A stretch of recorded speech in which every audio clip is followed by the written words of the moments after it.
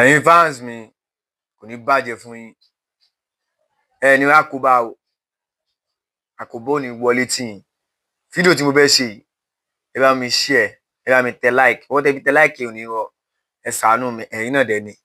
ó ti yé yín ọ̀rọ̀ kan láti yanjú tán ta ní wèrè sí wèrè àbí owó sí wo dẹ̀ ni táǹpà lọ́wọ́ wọ́n tún ti bẹ̀rẹ̀ o wọ́n tún ti bẹ̀rẹ̀ and then kí ni ọba Olúbàdàn tó ṣe tó jọba wa tuntun tẹ́tù ní my brother Mr. Obi ṣé tẹ́ bá tẹ̀ jẹ́ Igbo ṣe lọ ẹ̀ẹ̀kan gbórí ni sà ó kù díẹ̀ ká tó nà ọba wa tuntun lórí ọ̀lẹ́ tíátíá ẹni my brother bo sẹ́sẹ́gbẹ́ yín ni sá tábàlà ní sọ̀rọ̀ ẹ ti ń bọ̀ wá nǹkan láti ìyẹnjú tó tá ń fà lọ́wọ́ díẹ̀díẹ̀ yìí ẹ̀yin náà tún bẹ̀rẹ̀ my brother ìgbà tó ṣẹlẹ̀ níjọ́ Friday mi tún ti ṣẹlẹ̀ lénìí